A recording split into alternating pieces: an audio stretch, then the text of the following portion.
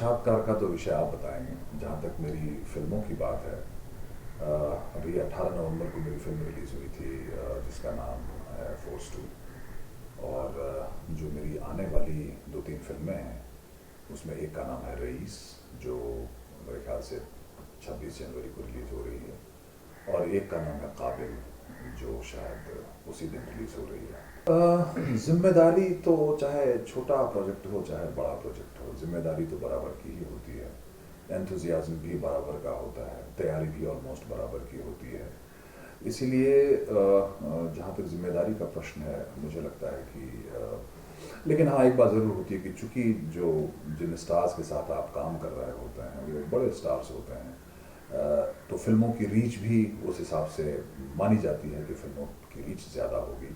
तो वहाँ पर एक डेफिनेटली एक एंथुसियाज्म रहता है, एक थ्रिल रहती है, और जिम्मेदारी तो बराबर का ही होता है। बिजनेस के हिसाब से देखिए, अगर अच्छा होता कि दोनों फिल्में अलग अलग समय पर रिलीज़ होती, लेकिन कुछ एक कारणों से अगर एक ही साथ रिलीज़ हो रही है, तो पहले भी ये देखा गया है कि साथ साथ दो अच्छी अच्छी फिल्में जब रिलीज़ होती हैं तो दोनों ही फिल्मों को दर्शक देखने के लिए जाते हैं।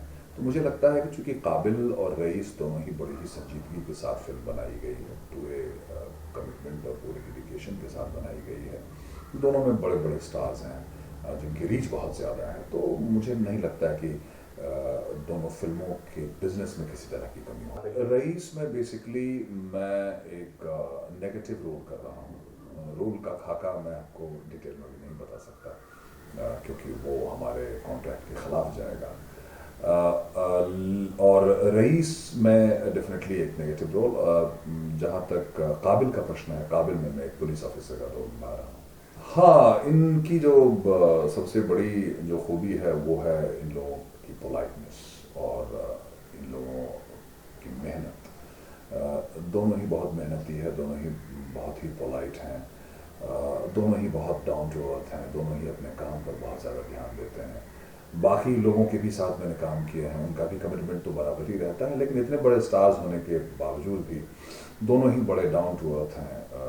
तो जैसा कि हमने सुना है कि जब आम के पेड़ पे अगर फल ज़्यादा लगता है, किसी भी पेड़ पर जब फल ज़्यादा लगता है तो वो झुक जाता है। तो इन लोगों के भी साथ मुझे लगता है कि वही चीज़ है। इतने बड़े स्टार्स होने के बाद भी दोनों ही बड़े ही, चूँकि उनके साथ कभी काम नहीं किया इसलिए मैं कोई कमेंट नहीं कर सकता। अच्छा, ये मुझे एक और बात पूछनी है इस बारे में कि जो बड़े प्रोजेक्ट्स पे काम करना होता है तो कितना मुश्किल होता है ये प्रोजेक्ट्स मिलना, अगर एक्टर के हिसाब से देखा जाए? बड़ी फिल्मों में देखिए, बड़ी फिल्मों में जाहिर सी बात है, चूँकि जो चेहरे लिए जाते हैं वो कुछ नाम वाले लिए जाते हैं, कुछ ऐसे चेहरे लिए जाते हैं जिन्होंने पहले काम किया हुआ हो। मेरे केस में भी चूँकि मैंने सनी सर के साथ घायल वंस अगेन फिल्म की थी, और जो इसके लेखक हैं वो घायल वंस अगेन उनके भी पार्ट रहे थे, तो उन्होंने मुझे उस बेसिस पर बुलाया। किसी भी बड़े फिल्म का पार्ट बनने के लिए ज़रूरी है कि एज एन एक्टर आपका कहीं ना कहीं एक मार्केट में जो जो आप का जो कैंडिडेचर है वो किसी तरह से एक्सेप्टेबल है। रईस मिलने का सबसे बड़ा कारण यह था कि ये लोग ढूंढ रहे थे कोई ऐसा कैरेक्टर, कोई ऐसा एक्टर जो शाहरुख खान के सामने जो टिक सके, जो जो चूँकि रोल इतना बड़ा है, रोल इतना दमदार है, छोटा ही रोल है, बहुत बड़ा रोल नहीं है, लेकिन अपने छोटे से रोल में भी उसकी इंटेंसिटी जो है काफ़ी ज़्यादा है। सो दे वर लुकिंग फॉर समबडी जो उस रोल का निर्वाह ठीक से कर सके। तो पता नहीं मेरा नाम कहीं से गया होगा, हमारे किसी कास्टिंग डायरेक्टर ने कहा होगा कि भाई साहब इनको ट्राई करो। तो बहुत ज़रूरी है कि अच्छी और बड़ी फिल्मों का पार्ट होने के लिए आपने पहले कहीं ना कहीं थोड़ा सा कुछ सिद्ध किया हो, कुछ प्रूव किया हो। नहीं, यही पूछना चाहूँगा, जैसे आपने बताया रोल का लेंथ जो होता है छोटा या बड़ा, आपकी समझ से क्या एक छोटे किरदार में असर नहीं छोड़ सकता है जो कलाकार होता है? जैसे बात कर रहे हैं शोले फिल्म की, शोले में जैसे A.K. हैंगर साहब ने जो रोल निभाया था वो शायद लोगों को अभी तक याद है और हमेशा याद रहेगा। तो आप क्या समझते हैं, मतलब लेंथ कितना इंपॉर्टेंट रखता है? लेंथ डेफिनेटली इंपॉर्टेंट होता है, लेकिन रोल का कंटेंट जो है वो मेरे ख्याल से सबसे ज़्यादा महत्वपूर्ण होता है। रोल की लंबाई बहुत ज़्यादा नहीं हो, बहुत लंबी नहीं हो, लेकिन कम से कम इतना तो होना चाहिए कि एक एक्टर अपने आप को वहाँ पर कम से कम अपनी छवि, जो अपनी छाप है वो छोड़ सके।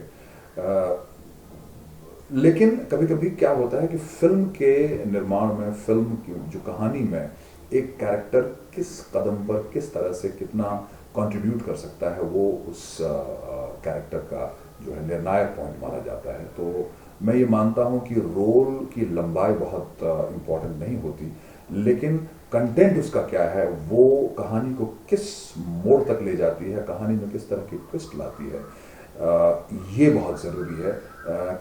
ऐसा कैरेक्टर जिसके बारे में दर्शक कम से कम कुछ बात कर सकें। आजकल फिल्मों का दायरा भी बढ़ रहा है, लोगों को काम करने का अपॉर्चुनिटीज काफ़ी मिल रहा है, वेब सीरीज है, शॉर्ट फिल्म है, अलग अलग मीडियम है। आप कितना मानते हैं ये मीडियम कितना हेल्प आउट करता है अपने एबिलिटी को प्रूव करने के लिए?